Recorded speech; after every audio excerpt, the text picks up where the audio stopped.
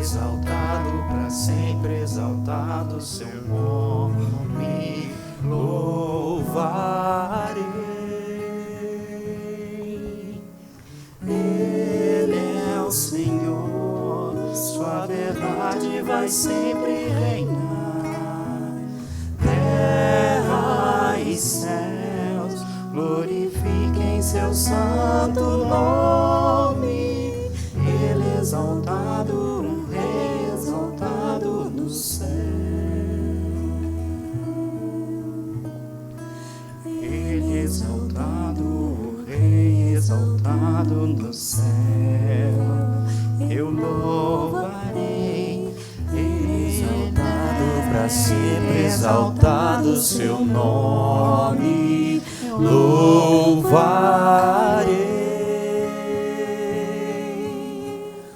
Ele é Senhor, sua verdade vai sempre reinar. Terra e céus glorifiquem seu santo nome.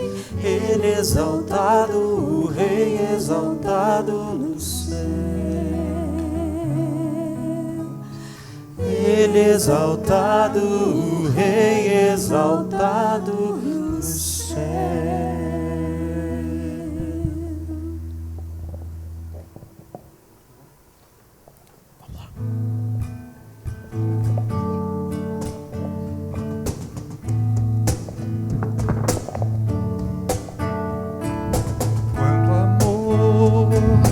Quanto amor ele tem por mim. Quanto amor, quanta dor sofreu por mim por amor. Quanto amor ele tem por mim. Quanta dor sofreu por mim por amor. A razão de tão grande amor foi mostrar que a minha vida tem valor. Sou tão precioso para Deus que Ele deu o seu Filho pra morrer na cruz por mim.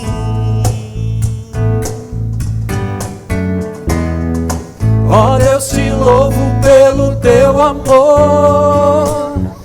Tu mudaste o meu interior e agora eu quero viver pra transmitir este amor que vem de ti.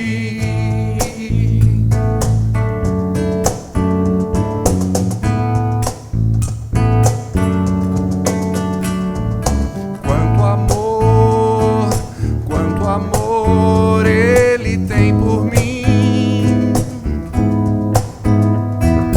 Quanta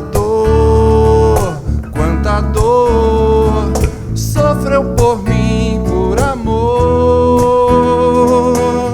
A razão de tão grande amor foi mostrar que a minha vida tem valor. Sou tão precioso para Deus.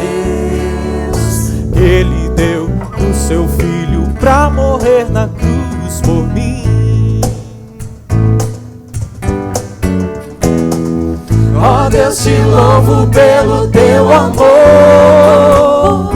Tu mudaste meu interior e agora eu quero viver pra transmitir esse amor que vem de ti. Ó Deus, te louvo pelo teu amor.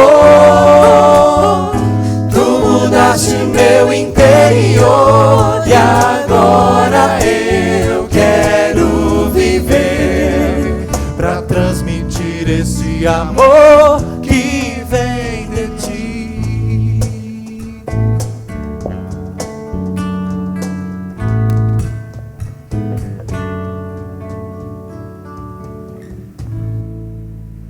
Boa noite, amada igreja, graça e paz. Boa noite para você que nos assiste ao vivo, em gravação, onde quer que você esteja. É convidado, é bem-vindo a participar conosco também deste culto, a cantar, a adorar ao Senhor. Pegue aí uma Bíblia, acompanhe a palavra. E nós que aqui estamos, eu gostaria de convidá-los para a leitura da carta de Paulo aos Efésios, no capítulo 3.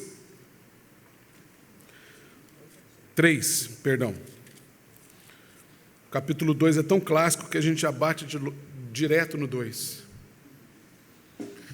Efésios capítulo 3, mesmo assentado como você está, eu gostaria de convidar você para a leitura responsiva desse texto de 14 a 21, mas com toda a reverência à palavra de Deus, palavra viva de Deus, que alimenta o nosso coração e a nossa alma.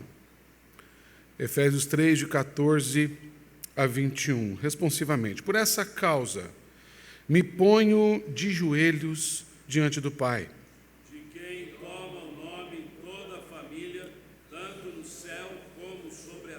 para que, segundo a riqueza da sua glória, vos conceda que sejais fortalecidos com poder, mediante o seu Espírito, no homem interior.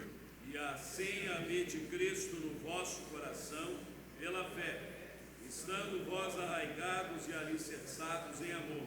A fim de poderdes compreender com todos os santos qual é a largura e o comprimento e a altura e a profundidade, e conhecer o amor de Cristo, que excede todo entendimento, para que sejais tomados de toda a plenitude de Deus.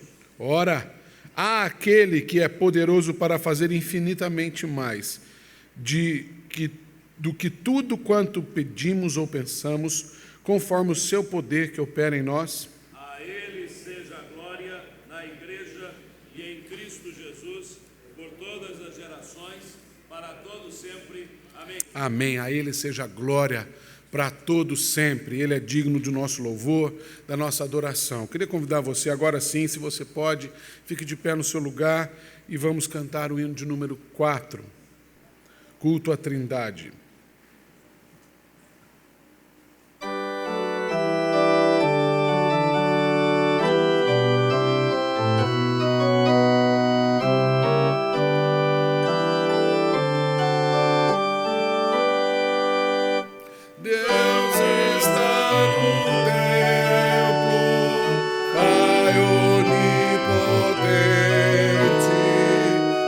Seus pés nos humilhamos.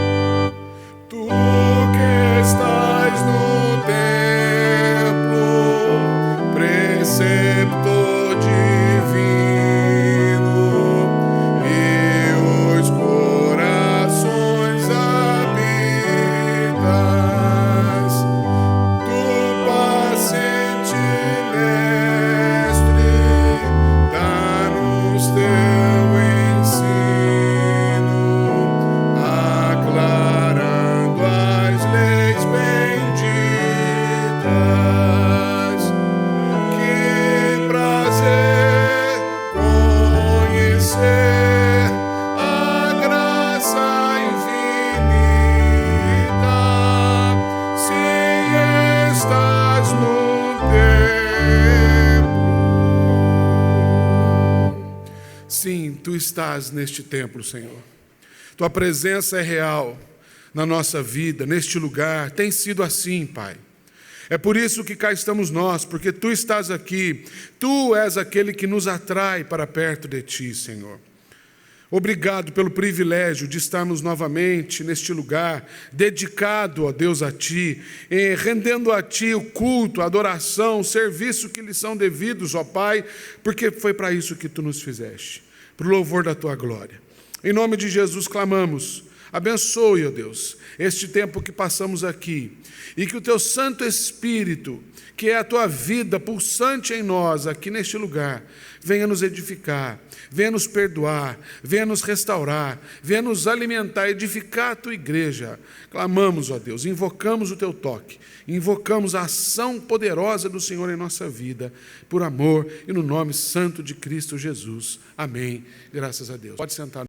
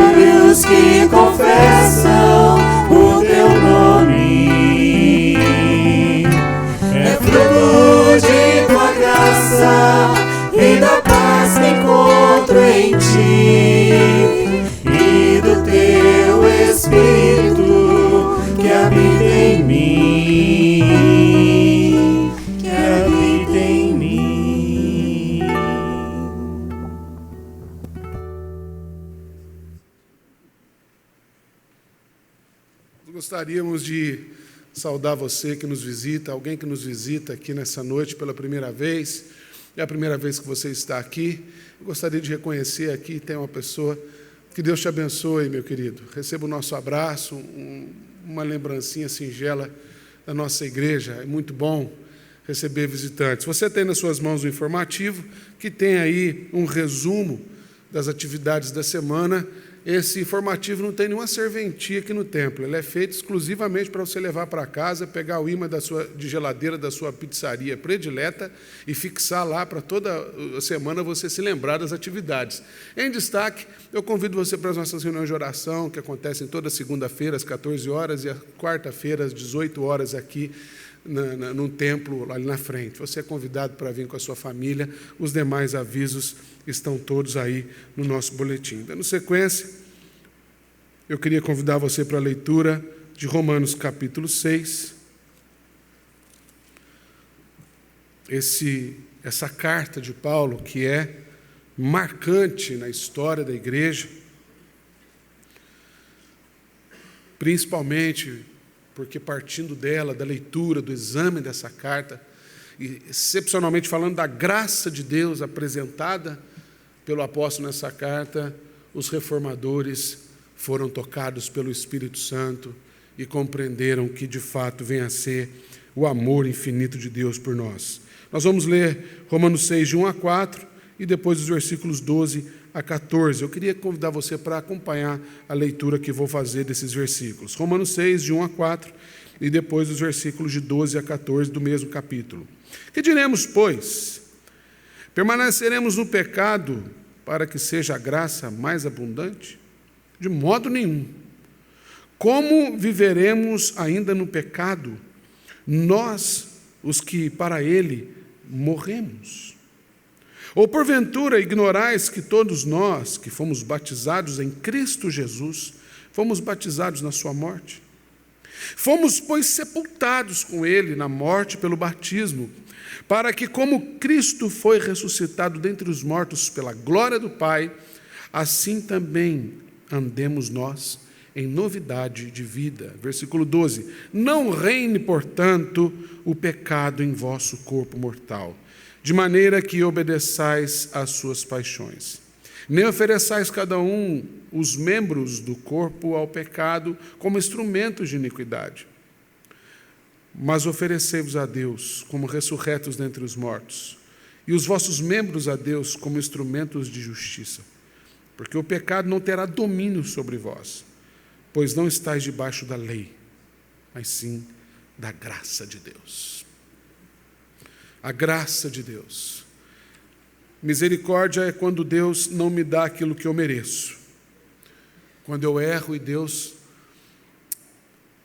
ao invés de me punir, Ele usa de misericórdia.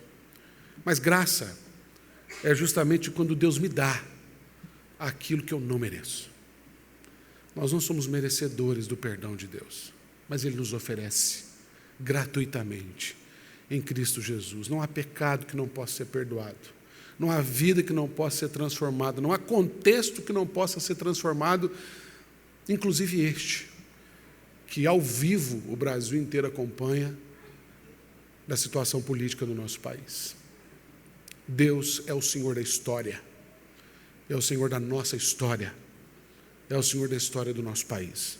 Eu queria convidar você ao recolhimento espiritual. Vamos orar. Vamos clamar por restauração do Senhor na nossa vida, mas também por restauração do Senhor na nossa pátria. Que diremos, pois, à vista dessas coisas?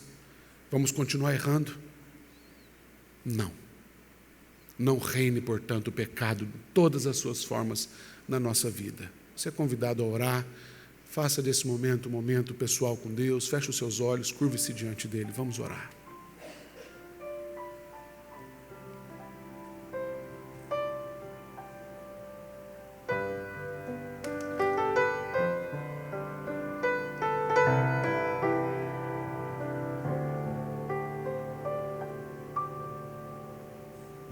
De cruz se erigir, dela o dia fugir, homem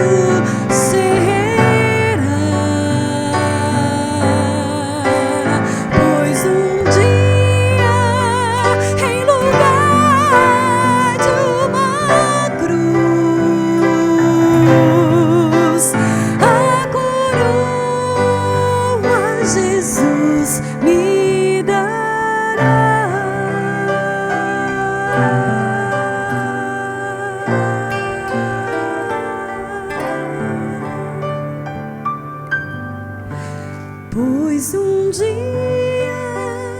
em lugar de uma cruz, a coroa Jesus.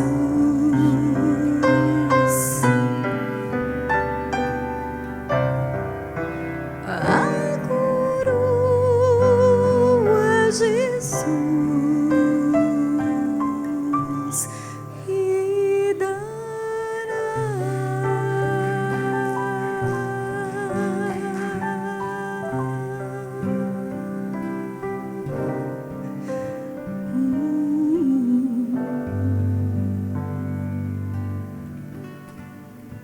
Senhor, um dia, em lugar de uma cruz, haverá uma coroa. Essa é a nossa certeza. Nós vivemos a partir dessa verdade, de que há esperança para todo aquele que crê em Ti. É por isso que, com muita ousadia e intrepidez, nós confessamos os nossos pecados diante de Ti. Confessamos que somos pecadores e por isso pecamos. De modo que não há justiça em nós, não há nada de bom que possa emanar de nós, estamos perdidos. Mas uma rude cruz foi erigida. O cordeiro foi imolado, o sangue foi vertido e o pecado foi perdoado. Bendito o Teu nome, Senhor. Bendito é o Teu nome porque há restauração em Ti, há cura em Ti. Sara os nossos corações nesta noite, Senhor. Mas não somente os nossos corações. Sara, Senhor, a nossa nação. Deus querido, nesse momento o nosso país está, o rumo do nosso país certamente está nas Tuas mãos, porque Tu és aquele que governa. O rumo do nosso país não está nas mãos dos parlamentares. O rumo do nosso país não está na decisão, na opção por sim ou por não que eles estão tendo nesse momento. O rumo do nosso país está nas mãos daquele que é governador do universo. Confiamos em Ti, Senhor. Independente do que a Câmara decidir nesse dia, nessa noite, confiamos em Ti. Sabemos que Tu estás conosco todos os dias, até a consumação do século. Obrigado, Senhor, porque podemos descansar em Ti. Podemos ter a Tua paz. Podemos ter a esperança que vem da cruz sobre nós e sobre a nossa nação. Oramos também juntos como o Senhor mesmo nos ensinou, dizendo: Pai nosso que estás nos céus, santificado seja o Teu nome, venha o Teu reino, seja feita a Tua vontade, assim na terra como no céu. O pão nosso de cada dia nos dá hoje. Perdoa as nossas dívidas, Senhor, assim como nós perdoamos os nossos devedores.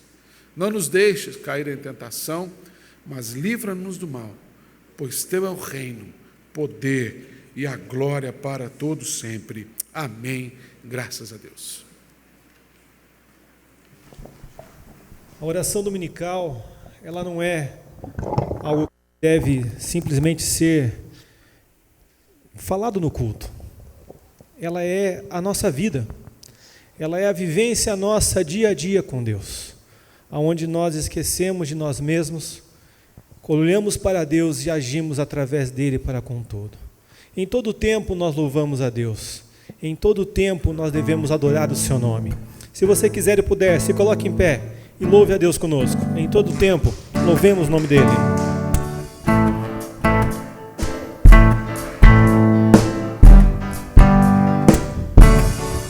Em todo tempo eu louvarei ao Senhor, sempre estará nos meus lábios o seu louvor. Em todo tempo eu louvarei ao Senhor, sempre estará nos seus lábios o seu louvor. Alegrar-se-á no Senhor a minha alma. Alegrar-se-á no Senhor a minha alma. Engrandecei ao Senhor, engrandecei-o comigo, e todos a uma lhe exaltemos o nome. Engrandecei ao Senhor, engrandecei-o comigo, e todos a uma lhe exaltemos o nome. Seu glorioso nome, seu glorioso nome. Alegrar-se-á no Senhor a minha alma. Alegrar-se-á no Senhor a minha alma.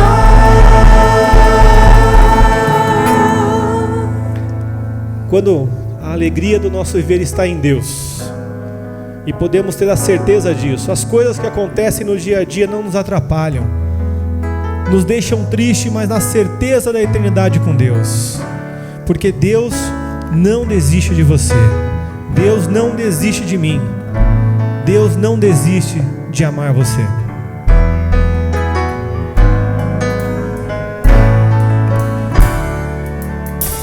Somos todos nós, teu povo, ó Deus.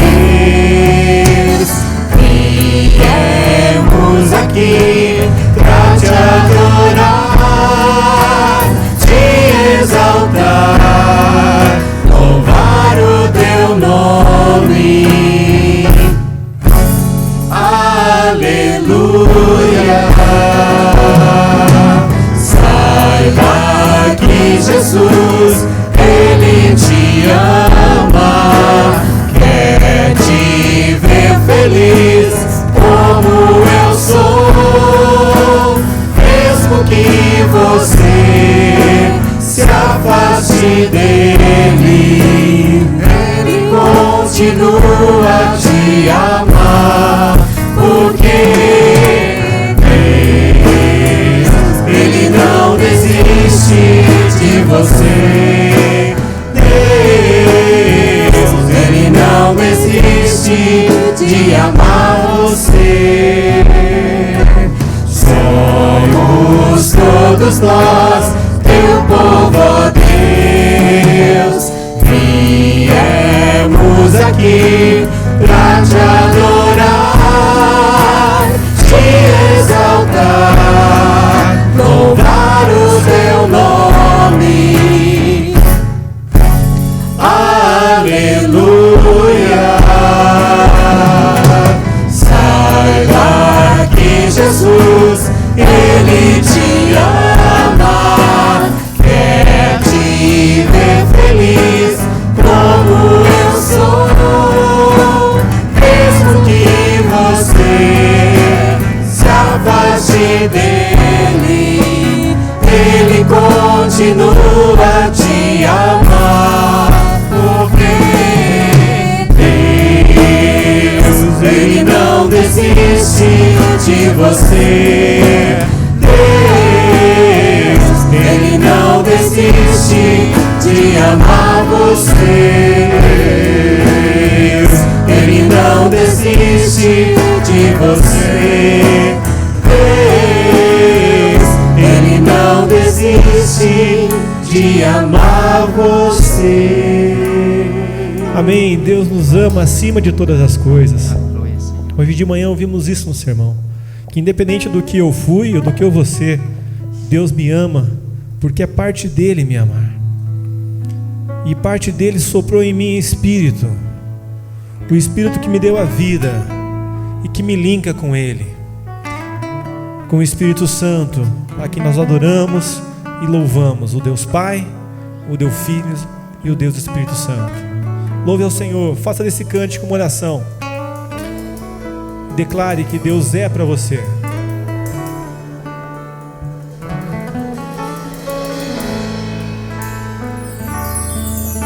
Em espírito,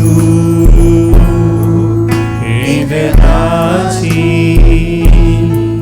te adoramos, te adoramos. Em espírito, em verdade, te adoramos, te adoramos. Ele é Rei dos Reis, Rei dos Reis, Ele é Senhor da sua vida. Senhor, te entregamos nosso viver. Rei dos Reis, Senhor. Rei dos Reis, Senhor, te entregamos nosso viver. Pra te adorar, ó Rei dos Reis, foi teu nascer, ó Rei Jesus. Meu prazer é te louvar, meu prazer é estar nos átrios do Senhor. Meu prazer é viver na casa de Deus, onde flui o amor.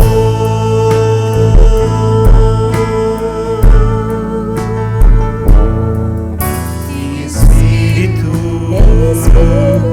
em verdade, Adora esse Deus maravilhoso. te adoramos, te adoramos.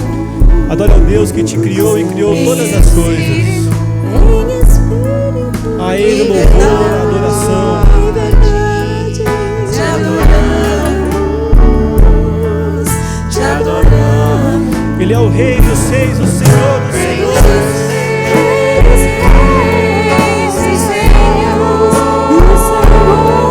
Te entregamos nosso viver. Rei dos Reis, Senhor,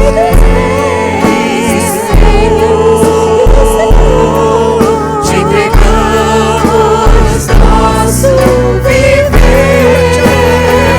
Pra te adorar, ó Rei dos Reis, foi teu nascer, ó Rei Jesus. Meu prazer é te louvar, meu prazer é estar nos átrios do Senhor. Meu prazer é viver na casa de Deus, onde flui o amor.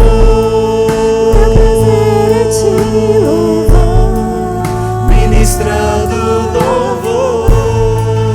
Meu prazer é te adorar.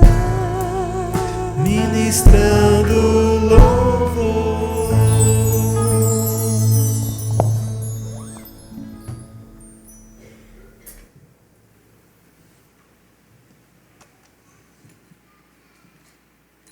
Convido a igreja a abrirmos o livro de Salmos 146. Vamos fazer uma leitura responsiva. Preparação para o momento de ofertório.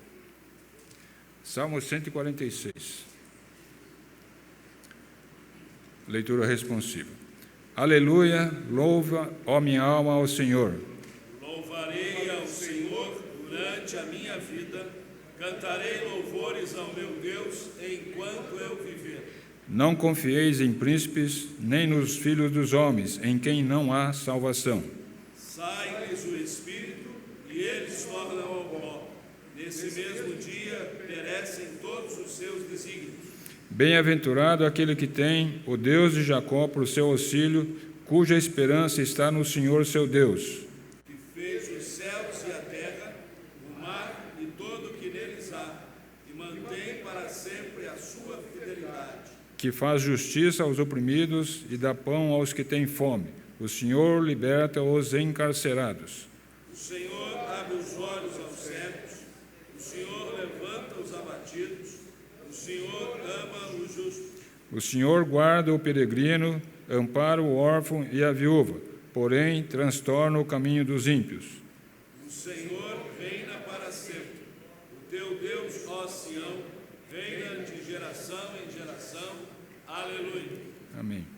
Convido nesse momento os nossos diáconos a fazerem a coleta das ofertas e dízimos, enquanto nós estaremos cantando o hino 55, Alegria e Gratidão.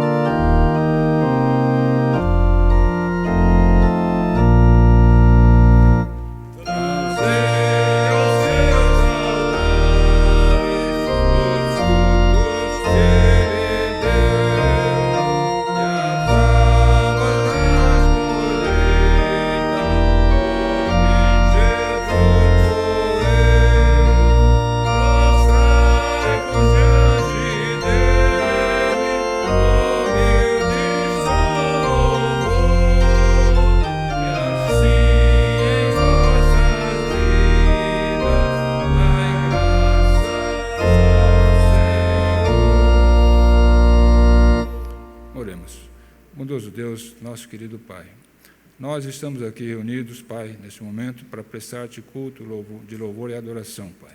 E uma das formas de adorarmos, Pai, é também contribuirmos com nossos dízimos e ofertas, além daquilo que tudo que prestamos ao Senhor em culto, Pai. Por isso, aceita esses dízimos e ofertas aqui colocados e que a nossa igreja, Pai, com homens sábios, possa bem gerenciar, possa bem aplicar esses recursos em prol e em favor do Teu reino, Pai.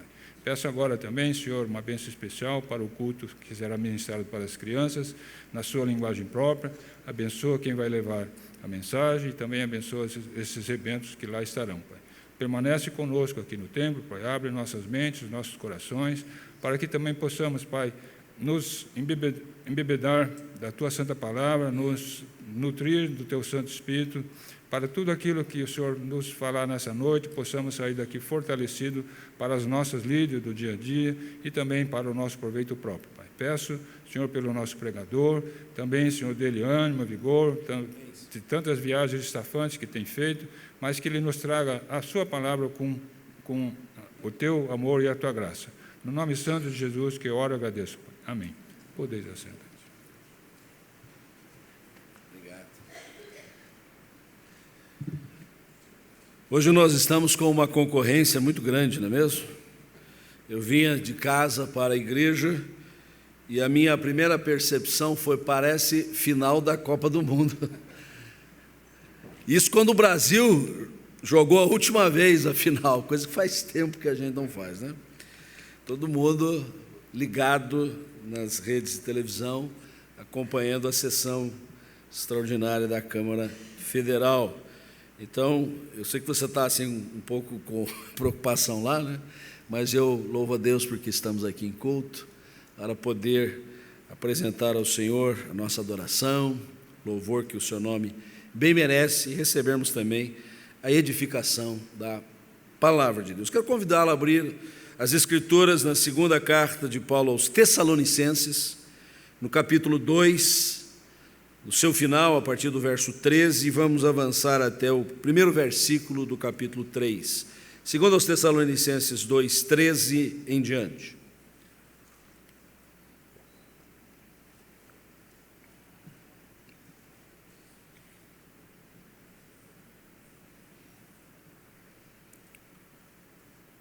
Acompanhemos a leitura da palavra, começando então, segundo aos Tessalonicenses 2, 13 em diante. Entretanto, sempre devemos dar graças a Deus por vós, irmãos amados pelo Senhor, porque Deus vos escolheu desde o princípio para a salvação pela santificação do Espírito e fé na verdade, para o que também vos chamou mediante o nosso Evangelho, para alcançardes a glória de nosso Senhor Jesus Cristo. Assim, pois, irmãos, permanecei firmes e guardai as tradições que vos foram ensinadas, seja por palavra, seja por epístola nossa. Ora, nosso Senhor Jesus Cristo mesmo e Deus, o nosso Pai, que nos amou e nos deu eterna consolação e boa esperança pela graça, consolem o vosso coração e vos confirmem em toda boa obra e boa palavra. Finalmente, irmãos, orai por nós, para que a palavra do Senhor se propague e seja glorificada, como também está acontecendo entre vós. Senhor, nós te rendemos graças por nos dares a tua palavra que é pão para a nossa alma, é verdade para o nosso entendimento, é luz para alumiar o nosso caminho. E agora nós suplicamos, Senhor, que Tu abras o nosso entendimento, para acolhermos as Escrituras, termos a compreensão que procede do Teu Espírito e vivermos em conformidade ao Teu mandamento. Oramos-te assim, em nome de Jesus. Amém. Meus amados irmãos, a mensagem que temos enfatizado neste mês é da consolação. Baseados na segunda das bem-aventuranças, conforme registro de Mateus 5, quando lemos palavras de Jesus: bem-aventurados os que choram, porque serão consolados.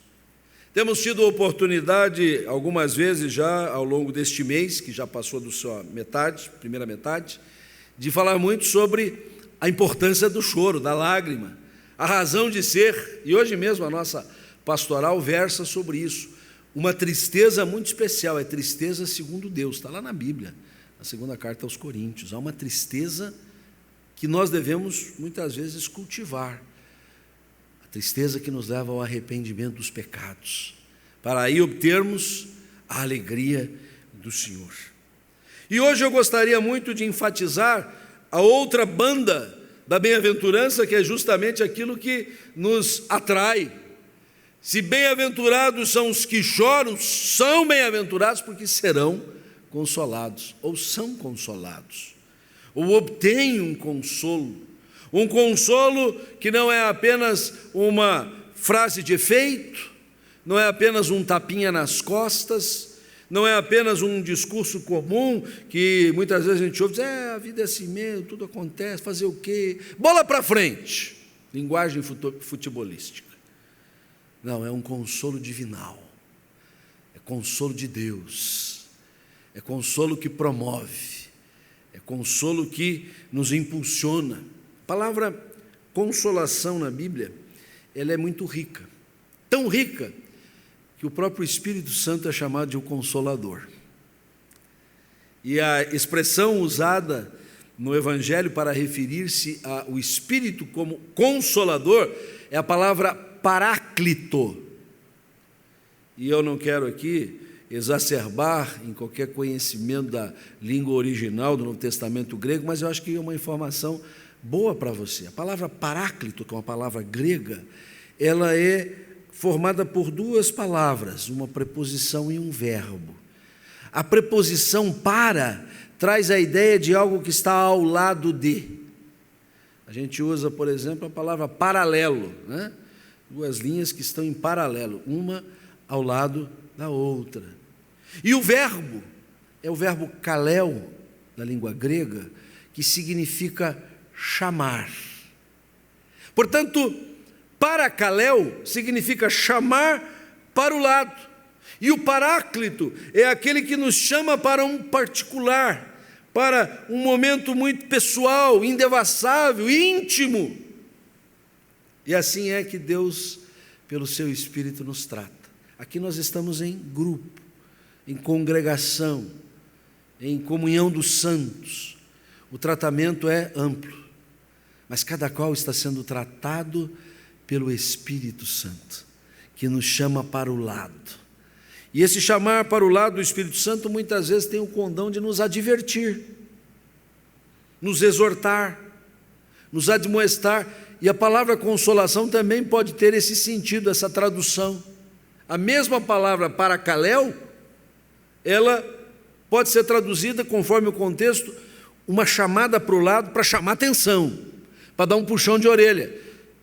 E como é bom quando Deus nos puxa a orelha, quando Deus nos adverte, quando Deus nos mostra, esse não é o caminho é este, andai por ele. E a palavra consolação também traz esse sentido de motivação, inspiração. O Espírito nos chama para o lado para nos impulsionar, para tirar-nos do abatimento, para enxugar da nossa face as lágrimas, para nos lançar a novos desafios. Tudo isso está no bojo desta ideia de consolação, que aparece no texto bíblico de uma maneira bastante destacada. Chega a ser assim, numa forma de oração e doxologia, verso 16: Ora, nosso Senhor Jesus Cristo mesmo e Deus, o nosso Pai, que nos amou e nos deu eterna consolação e boa esperança. Isso é doxológico, é uma oração de adoração a Deus.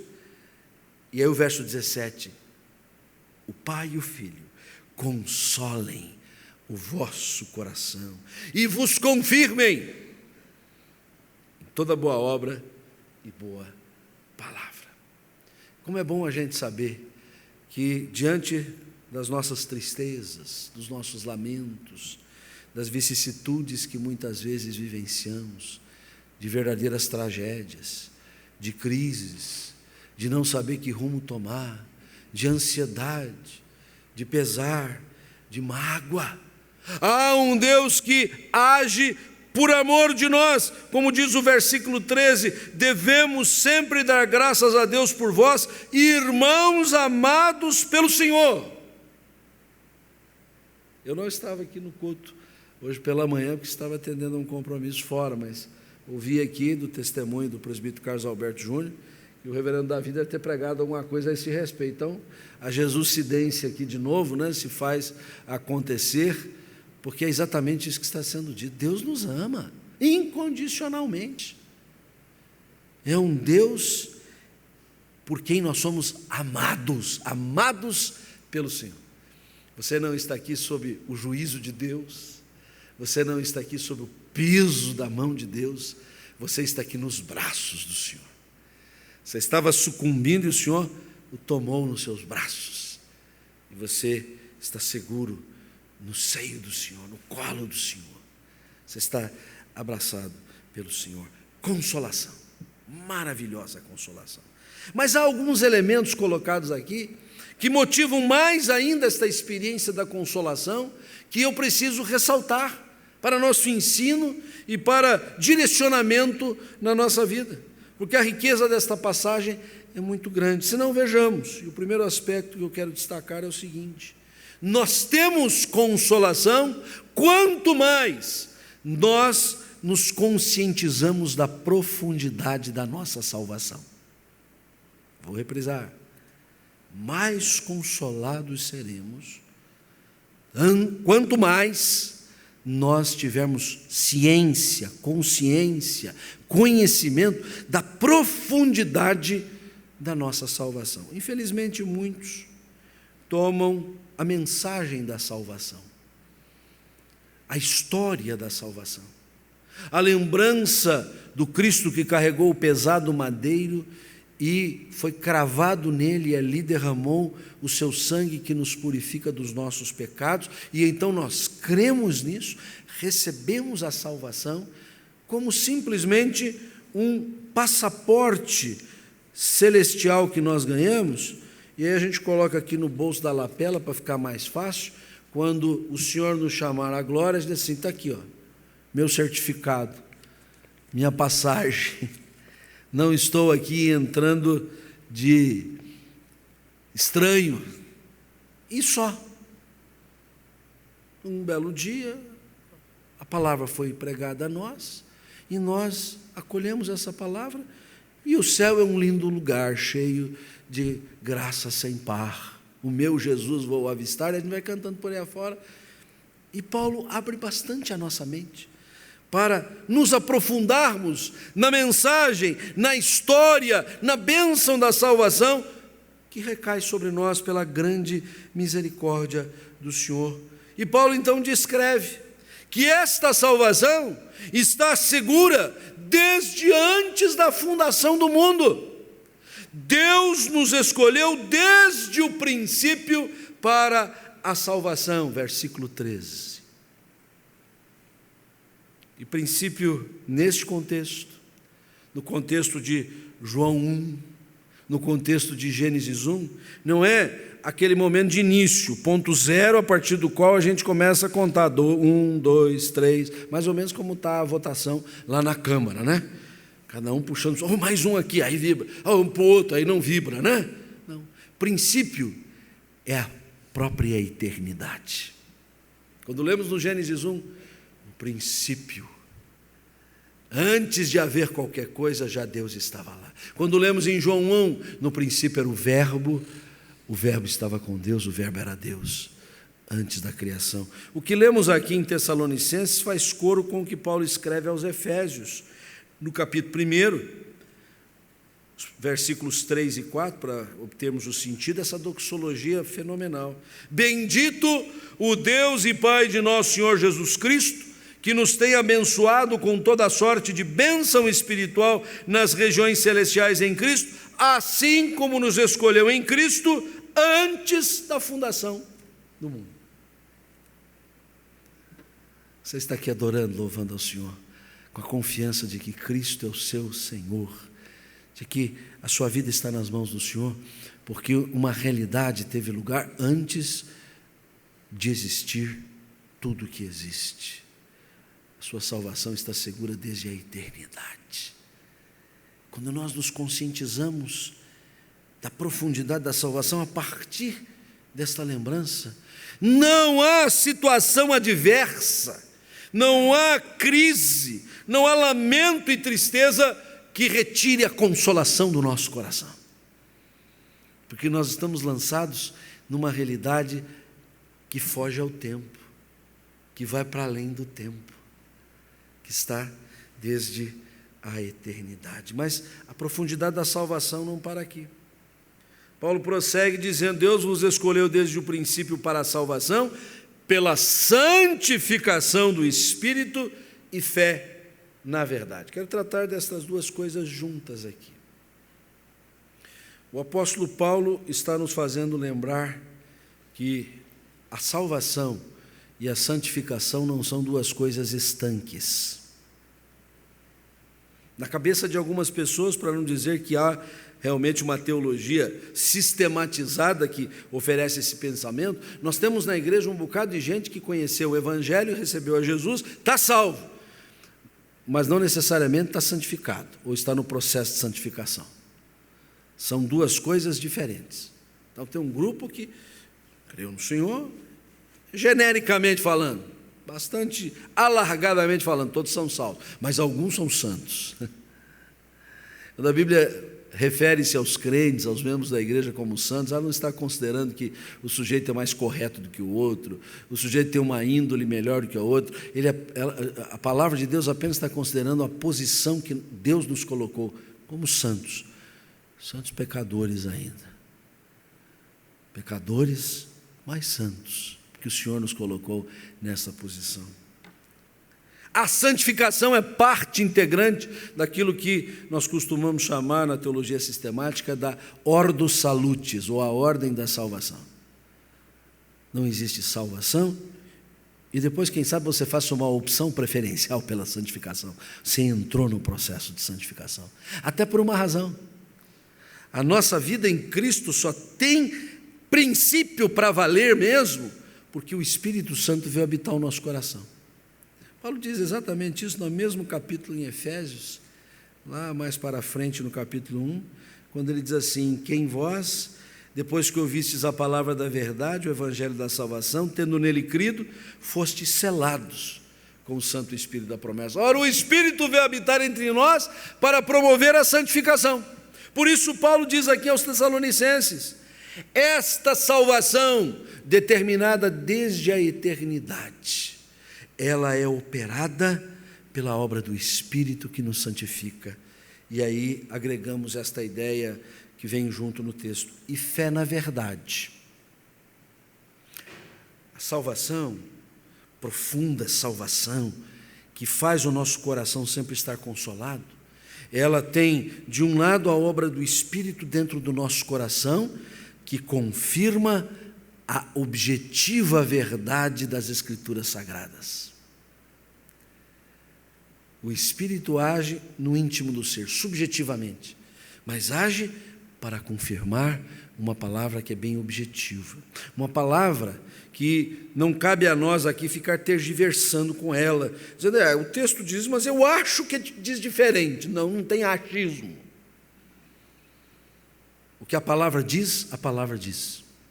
A melhor leitura que nós fazemos das Escrituras é a leitura mais fácil, é a leitura sem volteios, é a leitura que, à primeira vista, nós já tomamos o seu entendimento. Quando nós queremos entrar numa diatribe com as Escrituras Sagradas, nós estamos entrando em um conflito com o Espírito Santo. Eu aposto que você vai perder. É melhor render-se. Por isso, quando Paulo vai dizer: o Pai e o Filho consolem o vosso coração, ele não está dizendo assim: é porque o Pai e o Filho dão um tapinha nas costas de vocês, diz uma palavra de efeito e vocês ficam animados. Não. Ele, desde a eternidade, escolheu você. E no tempo e na história, ele veio morar no seu coração e deixou uma palavra, uma verdade, na qual nós temos confiança, fé, que consola o nosso coração. E o pensamento se conclui no versículo 14, quando lemos: e Deus nos chamou mediante o Evangelho. Chama das formas mais variadas. A um chamou da vida rotineira que já tinha, do contato com a palavra de Deus, né? Filho de de crente. A gente tem uma expressão que a gente gosta de usar: fulano teve berço evangélico. Eu não sei bem como é que é berço evangélico, pastor Davi. Não sei se ele tem assim umas gradezinhas mais fechadas, que aí o indivíduo não escapa, né? Porque tem uns bercinhos que o bebezinho pula fora, né? Mas muitos assim foram educados na palavra de Deus, no caminho do Senhor, foram recebendo ensinamento na escola dominical e de repente entenderam o Evangelho. Outros vêm de uma crise, vêm de um momento incrível. Não importa, o que importa é que temos consciência da profundidade da salvação, que das formas mais peculiares o Senhor nos chamou pelo Evangelho. Deus não nos chama por outro instrumento. Deus nos chama pelo Evangelho. Deus nos chama pela palavra. Deus nos chama pela palavra proferida pelo pregador, pelo professor da escola dominical, pela leitura que você faz pessoalmente, na sua devocional. Este é um instrumento para Deus nos chamar para a salvação. Quando você ouviu o testemunho de alguém que quer contar que conhece a Cristo, que é convertido, que entregou-se aos caminhos do Senhor, mas em todo o seu testemunho, ele em momento algum disse que o Evangelho alcançou o coração dele, você desconfia se ele tem mesmo a fé no Senhor Jesus, porque não há outro meio pelo qual o Senhor nos chame para a salvação. Então, meus irmãos, não devemos malbaratar a consolação do Senhor tão abençoadora. Não devemos tratá-la como algo de somenos importância. Quando apreendemos a profundidade da salvação, o nosso coração se regozija, é consolado, é motivado para adorar ao Senhor, servi-lo de todo o coração. Mas o texto bíblico também nos ajuda de uma outra forma a vivenciarmos a consolação, porque se de um lado esta consolação se consolida em nós pela consciência da profundidade do Evangelho que ouvimos, da salvação que recebemos, também somos consolados quando perseveramos no caminho do Senhor. Paulo inicia dando graças a Deus pela igreja, falando do amor do Senhor, mostrando e descortinando diante de nós a profundidade da salvação, mas no versículo 15 ele faz um apelo, e ele diz assim: assim, pois, irmãos, permanecei firmes. A mensagem da salvação é tremenda, conforta, consola o nosso coração. Pensar que nós estamos aqui nessa noite adorando ao Senhor por uma única razão: Ele nos chamou com santa vocação, e isso é a garantia da nossa vida espiritual. Mas muitas realidades da nossa vida conspiram contra nós. Estamos aqui nesta noite, daqui a pouco não estaremos mais, estaremos em outros compromissos. Amanhã, segunda-feira pesada, e a semana inteira, lutas, dissabores, crise que está por aí, e tantos eventos que tendem a nos fazer balançar. Parece que de repente fraquejamos, as tentações nos colhem, somos seduzidos por cantos de sereia que estão aí em redor, somos levados pela influência de outros moldes de pensar a abandonarmos esta salvação. Por isso, a convocação à perseverança, perseverança no caminho do Senhor. Muitos estão desconsolados, abatidos, estribuchados no chão, porque outrora foram muito fiéis, foram muito sérios, muito dedicados no caminho do Senhor, mas a certa altura não perseveraram mais. Não perseveraram mais. São inúmeras ocasiões em nossa meditação da palavra que damos um stop em expressões como essa aqui. Somos alertados, somos puxados à orelha, já que o Paráclito faz isso muitas vezes para dizer: fiquem firmes, não se deixem abater, não se deixem esmorecer. Erguei-vos, Cristo quer-vos de pé. E Paulo diz assim: permaneçam firmes, guardando as tradições que vos foram ensinadas, seja por palavra, seja por epístola nossa. A palavra tradição sempre causa espécie a nós. Às vezes nós a confrontamos até mesmo com a palavra de Deus. Há lugar no Evangelho em que Jesus mesmo critica: vocês guardam as tradições, mas não guardam a palavra de Deus. Então, cada coisa no seu contexto. Ali eram tradições humanas, a palavra é de Deus. Mas não é o caso desse texto, até porque ele se explica por si mesmo. Paulo diz: guardai as tradições que vos foram ensinadas, seja por palavra, seja por epístola. E Paulo, até sem o saber, estava sendo um instrumento do Espírito Santo para que, por meio das suas epístolas, das suas cartas, o Senhor falasse conosco. Quando nós lemos Tessalonicenses, Efésios, Coríntios, Timóteo, não estamos lendo apenas o autor humano que foi instrumento para nos deixar esse texto. Estamos lendo o Espírito Santo que usou do seu instrumento. Quanto mais tivermos profundidade na palavra, quanto mais nos apegarmos a ela, quanto mais ela for o nosso farol a iluminar o nosso caminho, ela é lâmpada para os nossos pés, quanto mais formos a ela para obter o entendimento, cada decisão que tomarmos, buscarmos direcionamento na palavra de Deus, a firmeza estará mais assegurada.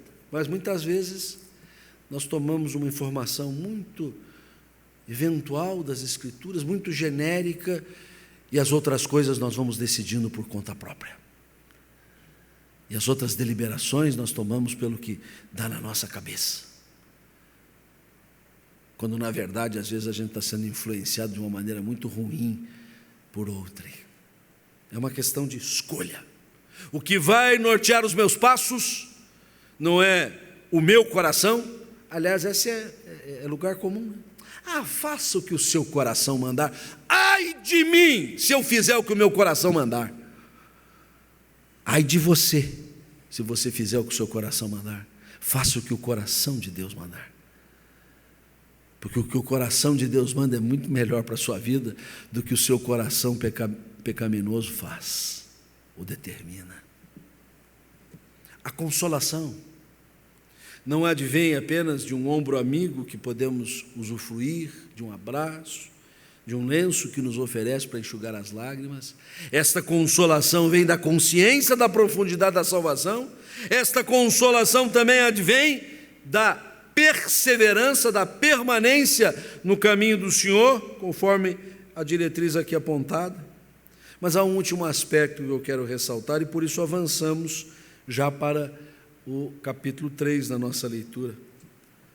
E Paulo começa esse último capítulo com finalmente, irmãos. É muito interessante quando o pregador diz assim: finalmente, irmãos, o auditório entusiasma. Bom, agora vai acabar, né? Mas nunca acredite no pregador que diz: meus irmãos, eu já estou terminando. Às vezes ele vai mais meia hora, 40 minutos, então não é bem o meu caso, vocês conhecem.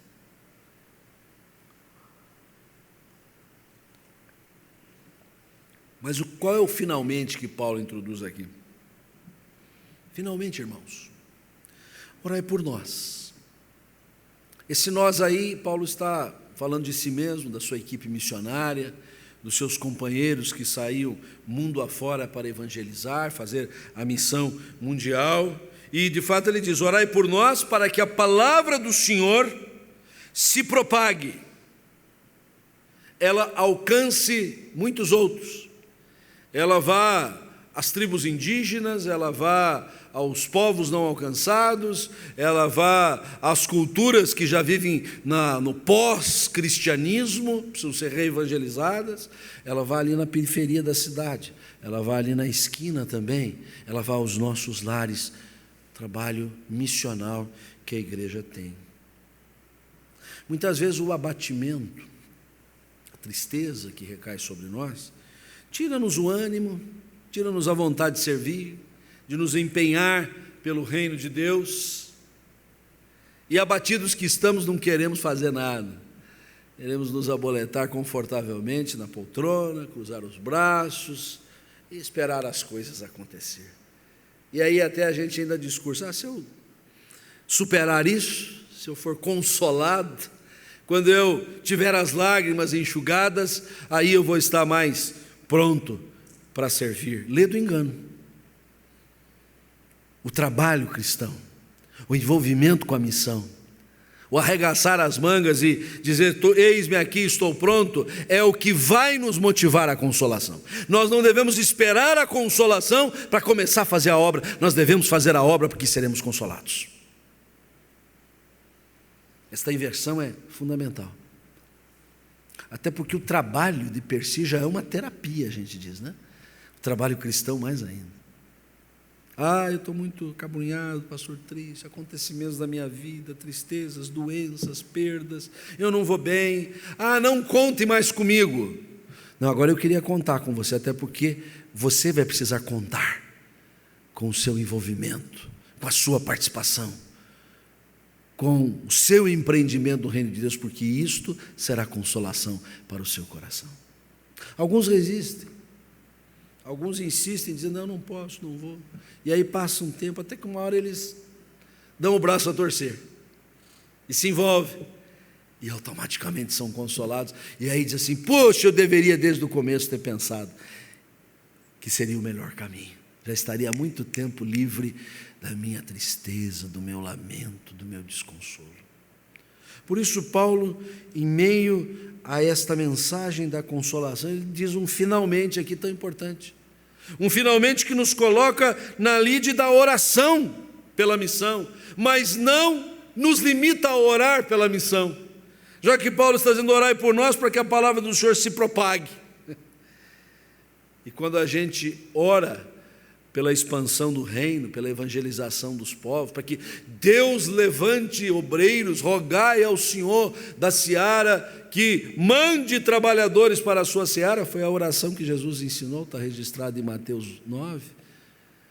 Cuidado quando fizer essa oração, porque você mesmo pode ser a resposta da oração. Você vai dizer, levantai trabalhadores, o Senhor vai dizer assim, então levanta você, então é você que vai, e isso vai ser consolação ao seu coração. Isso vai ser motivação à sua vida. Bem-aventurados os que choram. Choram pelo seu pecado, choram pelo mundo de lábios impuros, como diz Isaías, que está ao nosso redor. Há muitas coisas que lamentar, chorar, para aí sim o Senhor vir em nosso socorro e reconhecer a sensibilidade do nosso coração, a sinceridade da nossa alma, e promover consolo, mas esse consolo do Senhor, ele está embasado. Esse consolo do Senhor, ele está fortemente fundamentado nestas diretrizes que o Senhor nos dá hoje. Que o Senhor, de fato, nos motive, nos entusiasme, nos inspire com a sua santa consolação. Ele que nos amou e nos deu eterna consolação. Esta mesma eterna consolação recaia sobre os nossos corações. Que Deus nos abençoe. Amém. Amados, vamos entoar o hino 218, vontade divina, vontade soberana, perdoe-me. Vamos colocar-nos em pé. Nós queremos dizer aos irmãos que não vai haver um lanche hoje à noite, se não me engano eu não vou dizer quem era o escalado não, para não ficar ruim, né? Mas eu estou achando que sofreu impeachment, quem estava escalado para fazer o cafezinho, então vamos bater um papo e tal, mas hoje sem cafezinho. Domingo que vem a gente dá em dobro, tá bom, gente?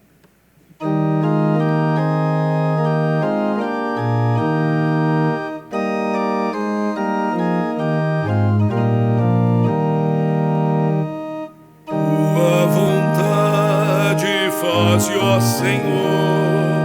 Eu sou feitora, tu és o autor, molda e refaze todo o meu ser, segundo as normas do teu querer. Tua vontade faz, ó meu Deus, sonda e corrige os passos meus, torna-me santo, porque tu és, ouve os meus rogos, eis-me aos teus pés. Tua vontade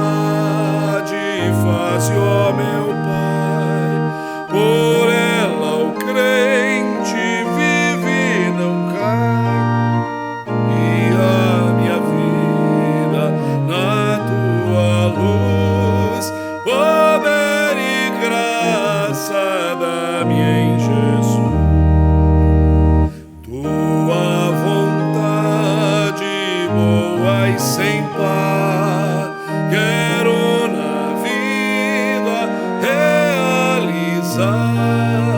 Vive e triunfa, domina, enfim, reina supremo, meu Deus em mim. Fazemos deste hino, Senhor, a nossa oração. É a tua vontade, Senhor, vontade perfeita, vontade consoladora, vontade que nos faz compreender que os teus caminhos são os melhores. Por isso, Senhor, dá-nos atinar com as tuas sendas, tuas veredas, Senhor. Dá-nos palmilhar os passos do Senhor Jesus. E, envolvidos pela eterna consolação do Senhor, com certeza, nossas vidas estarão se revelando de modo altaneiro. Derrama a tua paz, a tua bênção, o teu consolo sobre os teus filhos aqui reunidos nesta noite. Alcança tantos que sequer se achegaram à tua casa, talvez por razões exatamente desta natureza que abordamos aqui. Precisam da manifestação consoladora do Senhor. Assim te pedimos e já te agradecemos, em nome de Jesus. O Senhor vos abençoe e vos guarde. O Senhor faça resplandecer sobre vós o seu rosto e tenha misericórdia de vós. O Senhor sobre vós levante a sua face e vos dê a paz. O amor do Pai, a graça do Filho, a consolação do Espírito seja convosco hoje e sempre. Amém.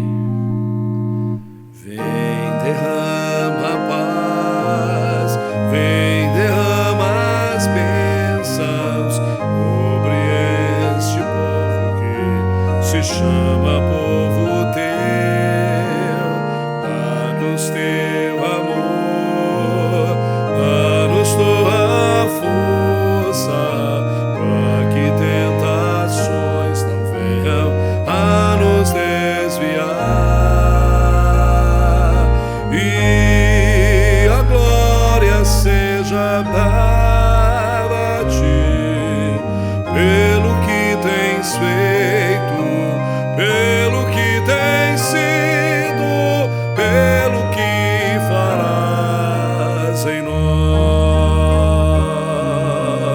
e a glória seja dada a ti, pelo que tens feito, pelo que tens sido, pelo que farás em nós, pelo que farás em nós. Vamos nos cumprimentar na paz de Cristo. Uma boa semana a todos, que o Senhor vos guarde.